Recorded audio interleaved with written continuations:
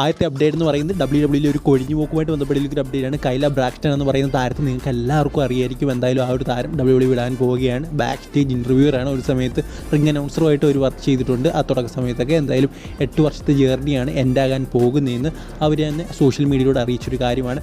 എന്തായാലും കൈല ബ്രാക്സ്റ്റനെ കുറിച്ചുള്ള നിങ്ങളുടെ അഭിപ്രായം കമൻറ്റ് ബോക്സിൽ രേഖപ്പെടുത്തുക. എന്തായാലും അത്യാവശ്യം നല്ലൊരു ബാക്ക് സ്റ്റേജ് ഇൻ്റർവ്യൂവറായിട്ടാണ് എനിക്ക് തോന്നിയിട്ടുള്ളത്. അതൊരു ആവറേജ് എനിക്ക് തോന്നിയിട്ടുള്ള നിങ്ങളുടെ അഭിപ്രായം കമൻറ്റ് ബോക്സിൽ രേഖപ്പെടുത്തുക. നേരത്തെ പറഞ്ഞ പോലെ പിന്നെ അടുത്ത അപ്ഡേറ്റ് എന്ന് പറയുന്നത് റസൽമേനിയ 41 ബന്ധപ്പെട്ട അപ്ഡേറ്റാണ്. നമുക്ക് എല്ലാവർക്കും അറിയാവുന്ന ഒരു കാര്യമാണ്. റസൽമേനിയ 41 ഏതാണ്ടൊക്കെ ലോക്കായിരിക്കുന്നൊരു മാച്ചാണ് കോഡി അതുപോലെ റോക്കും തമ്മിലുള്ള മാച്ച്. പക്ഷേ ആ ഒരു മാച്ചിന് ചിലപ്പോൾ ഒരു മാറ്റം വരാനുള്ള സാധ്യത ഉണ്ടെന്നാണ് ഇപ്പോൾ പറഞ്ഞു കേൾക്കുന്നത്. അതായത് കോഡി റോമൻ റോക്ക് അങ്ങനെ ഒരു ട്രിപ്പിൾ ത്രെഡ് മാച്ചാകാനുള്ള സാധ്യതയുണ്ടെന്ന് പറഞ്ഞു കേൾക്കുന്നുണ്ട്. ജസ്റ്റ് ഒരു റൂമർ മാത്രമാണ്. എന്തായാലും അങ്ങനെ ആയിരിക്കുന്നതാണ് എന്തുകൊണ്ടും നല്ലതെന്നാണ് എനിക്ക് തോന്നുന്നത്. അതിനുള്ള കാരണമെന്ന് പറയുന്നത് നമുക്കറിയാം, റോക്ക് കോടി വന്നു കഴിഞ്ഞാൽ റോക്കിന് WWE അധികം നാൾ നിൽക്കാൻ സാധിക്കില്ല.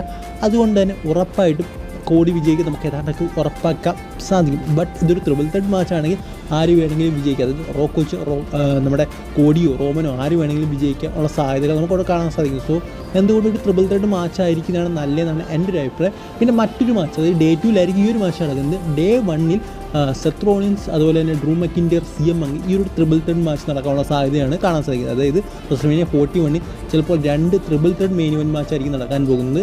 Day 1 ഡ്രൂ മക്കിൻഡിയർ CM Punk അതുപോലെ തന്നെ Seth Rollins. Day 2 rock Cody Roman Raynes ഇങ്ങനെ നടക്കാനുള്ള സാധ്യതകൾ വളരെയധികം കൂടുതലാണെന്നാണ് പറഞ്ഞു കേൾക്കുന്നത്. ഇനി അടുത്ത അപ്ഡേറ്റ് എന്ന് പറഞ്ഞാൽ റോക്കുമായിട്ട് ബന്ധപ്പെട്ടുള്ള അപ്ഡേറ്റാണ്. അതായത് അടുത്ത ആഴ്ച റോക്കും WWE തമ്മിലൊരു മീറ്റിംഗ് ഉണ്ടായിരിക്കും എന്നാണ് അറിയാൻ സാധിക്കുന്നത്. അതായത് അദ്ദേഹത്തിൻ്റെ പ്ലാൻസ് എന്തൊക്കെയാണ്, അദ്ദേഹത്തിൻ്റെ ഷെഡ്യൂൾ, മൂവി ഷെഡ്യൂൾ, ഇഞ്ചുറി അതുമായിട്ട് ബന്ധപ്പെട്ടൊക്കെ സംസാരിക്കാനാണ്. അതായത് അദ്ദേഹവുമായിട്ട് ബന്ധപ്പെട്ട് ഇനിയും പ്ലാനുകൾ മുന്നോട്ട് കൊണ്ടുപോകണോ, നമുക്കറിയാം ഇഞ്ചുറിയുടെ സംഭവമുണ്ട്, അതുകൊണ്ട് അല്ലെങ്കിൽ ഏത് തരത്തിലുള്ള പ്ലാനുകൾ വേണം ചെയ്യാൻ എന്നുള്ള കാര്യങ്ങളൊക്കെ ചർച്ച ചെയ്യാൻ വേണ്ടി റോക്കുമായിട്ടൊരു മീറ്റിംഗ് വെക്കുന്നുണ്ട്. സോ അത് അടുത്ത ആഴ്ച ഉണ്ടാകും. സോ അത് കഴിഞ്ഞ് നമുക്ക് ഏതാണ്ടൊക്കെ ഉറപ്പിക്കാം റോക്ക് ഉണ്ടാകുമോ ഇല്ലയോ എന്നുള്ള കാര്യങ്ങളൊക്കെ. എന്തായാലും ഒരു മീറ്റിംഗ് കഴിയുമ്പോൾ തന്നെ നമുക്ക് മനസ്സിലാക്കാൻ സാധിക്കും റോക്ക് അടുത്ത റസൽമേനിയ അല്ലെങ്കിൽ റോക്ക് ഇനിയും വരാൻ പോകുന്ന WWE സംഭവങ്ങളിൽ ഉണ്ടോ ഇല്ലയോ എന്നുള്ള കാര്യങ്ങളൊക്കെ എന്തായാലും കാണുമെന്ന് തന്നെയാണ് എനിക്ക് തോന്നുന്നത്.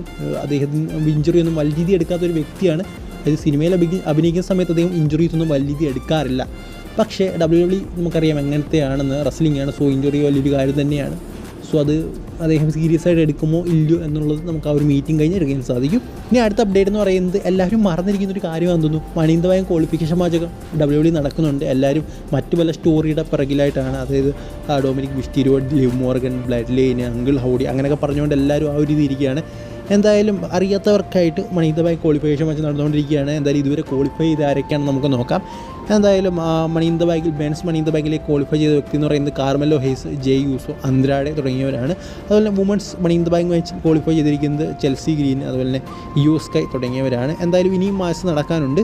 എന്തായാലും ഇനി നടക്കാൻ പോകുന്ന മാച്ചുകൾ ഇതൊക്കെയാണ്. അടുത്ത റോ എപ്പിസോഡിലാണ്. അതായത് Chad gable, brown Strowman, Bronson read ഒരു ട്രിപ്പിൾ ത്രെഡ് മാച്ച് നടക്കാൻ പോകുന്നുണ്ട്. മെൻസാണ്. അതുപോലെ തന്നെ ലൈറ വൽക്കേറി, ഷെയ്ന ബേസ്ലർ, കൈറി സെയിൻ ഇവർ തമ്മിലൊരു മാച്ച് നടക്കാൻ പോകുന്നുണ്ട് അടുത്ത റോ എപ്പിസോഡിൽ. അത് Money in the Bank qualification മാച്ചാണ്. മെൻസ് മാച്ചും വുമൻസ് മാച്ചും. പിന്നെ എൻ്റെ അടുത്ത സ്മാക്ക് ഡൗണിലും മാച്ചുകൾ നടപ്പുണ്ട്. LA Knight, Logan Paul, Santos Escobar അതൊരു ട്രിപ്പിൾ ത്രെഡ് മാച്ചാണ്. അതുപോലെ തന്നെ വുമൻസ് മാച്ചും ഉണ്ട് അടുത്ത സ്മാക്ക് ഡൗണിൽ. Candice LeRae, Jade Cargill, Tiffany Stratton. So അത് വളരെ ഒരു ടഫായിട്ട് മാച്ചാണ്. ഇത് ജെയ്ഡ് ഗാർഗിൽ വിജയിക്കുമോ ടിഫാനി സ്റ്റാറ്റൻ വിജയിക്കുമോ എന്നുള്ള കാര്യത്തിൽ വലിയ സംശയം. മിക്കവാറും ടിഫാനി വിജയിക്കുമോ എന്നാണ് എനിക്ക് തോന്നിയ ഒരു കാര്യം. ജെയ്ഡ് ഗാർഗിൽ ഇപ്പോൾ കുറച്ച് പുറകിലേക്കാണ് നിൽക്കുന്നത്. എന്താണെന്ന് അറിയില്ല, ആ ഒരു ടാഗ് ടീമിലേക്ക് പോയതുകൊണ്ടായിരിക്കും. പിന്നെ സ്മാക്ക് ഡൗണിൽ തന്നെ മറ്റൊരു വുമൻസ് ട്രിപ്പിൾ ത്രെഡ് മാച്ച് കൂടെ നടപ്പുണ്ട്. നവോമി, ബ്ലെയർ ഡെവൻപോർട്ട് അതുപോലെ ഹിൻഡി ഹാർഡ്വെൽ തുടങ്ങിയവരുടെ മാച്ചാണ്. സോ ഇതിൽ എനിക്ക് തോന്നുന്നു നവോമി വിജയിക്കുമെന്ന്. സോ ഇത് ടഫായിട്ടൊരു മാച്ച് തന്നെയാണ്. ബട്ട് എനിക്ക് തോന്നുന്നു നവോമി വിജയിക്കുമെന്ന്. ഇനി അടുത്ത അപ്ഡേറ്റ് എന്ന് പറയുന്നത് കോഡി റോഡ്സുമായിട്ട് ബന്ധപ്പെട്ടുള്ള അപ്ഡേറ്റാണ്. ഇത് കോഡി റോഡ്സിന് ഒരു ഇഞ്ചുറി സംഭവിച്ചിരിക്കുകയാണെന്നാണ് നമുക്ക് അറിയാൻ സാധിക്കുന്നത്. നമുക്കറിയാം ജേക്കബ് ഫട്ടു നല്ലൊരു സ്പ്ലാഷ് ആയിരുന്നു അത് ചെയ്ത്. അതിന് 2 റിപ്സൊക്കെ പോയെന്നാണ് അദ്ദേഹം പറയുന്നത്. എന്തായാലും ആ 2 റിപ്സ് പോയിട്ട് അദ്ദേഹം ലൈവ് ഇവൻറ്റിൽ പോയി പിന്നെയും മാച്ച് ചെയ്തിട്ടുണ്ട്. എന്തായാലും അദ്ദേഹം അതായത് ലൈവ് ഇവൻറ്റിൽ ചെന്ന് പറഞ്ഞൊരു കാര്യം ഇങ്ങനെയാണ്. അതായത് എൻ്റെ 2 റിപ്സ് ഒടിഞ്ഞിട്ടുണ്ട്. സോ എന്നിട്ട് ഞാനിവിടെ വന്നു, ഡോക്ടർ പറഞ്ഞ് പോകരുതെന്ന്, എന്നിട്ട് ഞാനിവിടെ വന്ന് മാച്ച് ചെയ്യുകയാണ്, എനിക്ക് ആ ഒരു ഇഞ്ചുറി ഉണ്ട് എന്നൊക്കെ പറഞ്ഞ് അദ്ദേഹം ലൈവ് ഇവൻറ്റിൽ പറയുന്നുണ്ട്. സോ 2 റിപ്സൊക്കെ പോയ ഒരാൾ എങ്ങനെ വന്ന് മാച്ച് ചെയ്യുന്നു എന്നുള്ള കാര്യങ്ങളൊന്നും അറിയില്ല. ചിലപ്പോൾ ആ ഒരു സംഭവം അദ്ദേഹം സെല്ല് ചെയ്യുന്നതായിരിക്കുമെന്നാണ് എനിക്ക് തോന്നുന്നത്. സോ അതുകൊണ്ട് തന്നെ എനിക്ക് തോന്നുന്നില്ല അത്ര വലിയ സീരിയസ് ആയിട്ടുള്ള ഒരു കാര്യമായിരിക്കുമെന്ന്. അദ്ദേഹം ആ ഒരു ഇഞ്ചുറി പറ്റിയിട്ട് ലൈവ് ഇവൻറ്റ് വരെ പോയി മത്സരിച്ചു. പിന്നെ മെയിൻ റോസ്റ്റർ അദ്ദേഹം മത്സരിക്കാതിരിക്കുമെന്ന് എനിക്ക് തോന്നുന്നില്ല. സോ അദ്ദേഹം ഉറപ്പായിട്ട് വരുമെന്ന് തന്നെയാണ് എനിക്ക് തോന്നുന്നത്. ഇനി അടുത്ത അപ്ഡേറ്റ് എന്ന് പറയുന്നത് ബത്തിസ്ത പറഞ്ഞൊരു കാര്യം നമുക്ക് നോക്കാം. അതായത് ബത്തിസ്ത പറയുകയാണ് ഹെഡ് ബിസിനസ്സിനെ കൊണ്ട് കുറേയധികം മണി WWE ഉണ്ടാക്കായിരുന്നു. പക്ഷേ WWE ഹെഡ് ബിസിനസ് നല്ല രീതിയിലല്ല ഉപയോഗിച്ചതാണ് അദ്ദേഹം ഒരു ഇൻ്റർവ്യൂവിൽ പറയുന്നത്. എനിക്ക് തോന്നിയ കാര്യം എന്ന് പറയുന്നത് WWE ബെസ്റ്റായിട്ട് ഹെഡ് ബിസിനസ്സിന് ഉപയോഗിച്ചിട്ടുണ്ട്. അവർക്ക് കൊടുക്കാവുന്നത്ര ബെസ്റ്റ് കാര്യങ്ങളോട് കൊടുത്തിട്ടുണ്ട്. പക്ഷേ എന്തോ അറിയില്ല, ഹെഡ് ബിസിനസ് അവരങ്ങോട്ട് ശരിയാകുന്നില്ല. അതാണ് ഏറ്റവും വലിയ പ്രശ്നം എന്ന് പറയുന്നത്. സോ ബോബി ലാഷ്ലി ഇപ്പോൾ എവിടെയാണ്? വെടിക്കെട്ടായിരുന്ന ബോബി ലാഷ്ലി ആയിരുന്നു, ഹെഡ് ബിസിനസ് ഇട്ടു, അദ്ദേഹവും പോയി. എന്തായാലും വല്ലാത്തൊരവസ്ഥയാണ് ബോബി ലാഷ്ലിയുടെ. കാരണം അദ്ദേഹം WWE വന്നു കഴിഞ്ഞാൽ എപ്പോഴും അതിൻ്റെ അവസ്ഥ ഇങ്ങനെ തന്നെയാണ്. എത്രയ്ക്ക് ഒരു ടോപ്പ് ലെവൽ സൂപ്പർ സ്റ്റാറായിട്ട് കൊണ്ടുവരാൻ നോക്കിയാലും അതാവുന്നില്ല. അതൊരു വലിയ പ്രശ്നം തന്നെയാണ്. എന്നാലും ഹെഡ് ബിസിനസ് തിരികെ കൊണ്ടുവരണമെന്നൊക്കെയാണ് ബത്തിസ്ത പറയുന്നത്. പക്ഷേ എനിക്ക് തോന്നുന്നില്ല. കാരണം WWEക്ക് കൊടുക്കാവുന്ന അത്ര ബെസ്റ്റ് കൊടുത്തിട്ടുണ്ട് ഹെഡ് ബിസിനസ്സിന് വേണ്ടി. ഇനിയും ഹെഡ് ബിസിനസ്സിനെ കൊണ്ട് എന്തെങ്കിലും ചെയ്യാൻ സാധിക്കുമെന്ന് എനിക്ക് തോന്നുന്നില്ല. ഇതിൽ കൂടുതലൊന്നും പ്രത്യേകിച്ചൊന്നും ഉണ്ടാകാൻ പോകുന്നില്ല. ട്രിപ്പിൾ എച്ച് വന്ന് നോക്കി, വിൻസ് മെക്മാൻ ഉള്ളപ്പോൾ നോക്കി. സോ ഇനി ആരാണ് ഒന്ന് നോക്കേണ്ടത്? അപ്പോൾ ഉള്ളവരെല്ലാം അവരുടെ ബെസ്റ്റ് ഹെഡ് ബിസിനസ്സിനെ കൊണ്ട് ചെയ്യാൻ പറ്റുന്ന കാര്യങ്ങളൊക്കെ ചെയ്തിട്ടുണ്ട്. പിന്നെ അതിനകത്തുള്ളവരും നല്ല ആൾക്കാർ തന്നെയാണ്. അവരും മികച്ച രീതിയിൽ പെർഫോം ചെയ്യുന്നവരാണ്. പക്ഷേ എന്താ പറയുക, ഒരു രാശിയില്ലാതെ തന്നെയാണ്. ചിലർക്ക് ലക്കില്ല എന്ന് തന്നെ പറയണം. ഇപ്പോൾ നമ്മുടെ ഓസ്റ്റിൻ തിയറിയുടെ കാര്യം എടുത്ത് നോക്കിയാലും അങ്ങനെയാണ്. കാരണം ഓസ്റ്റിൻ തിയറി ഒരു പോസ്റ്റർ ബോയ് ലെവലിലേക്ക് മാറും എന്ന് വിചാരിക്കുന്ന ഒരു സമയത്താണ് വിൻസ് മെക്മാൻ അവിടെ നിന്ന് പോകുന്നതും ട്രിപ്പിൾ എച്ച് ആ ഒരു കസേരയിലേക്ക് വരുന്നതും.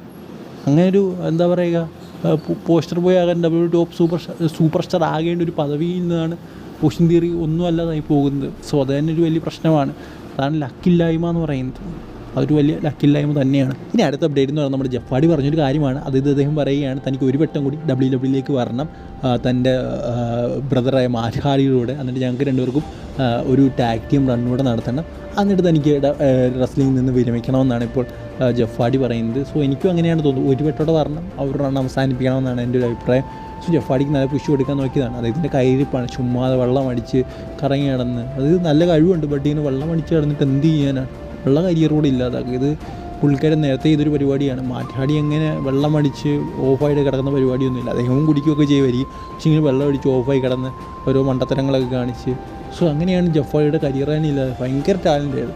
സോ ഇതിൻ്റെ കരിയർ അദ്ദേഹം തന്നെ ഇല്ലാതാക്കിയതാണ്. എന്തായാലും അദ്ദേഹം പറഞ്ഞൊരു കാര്യം ഇങ്ങനെയാണ്, ഒരു വട്ടം കൂടി WWE വരണം തൻ്റെ ബ്രദറിൻ്റെ കൂടെ, മാറ്റ് ഹാർഡിയുടെ കൂടെ.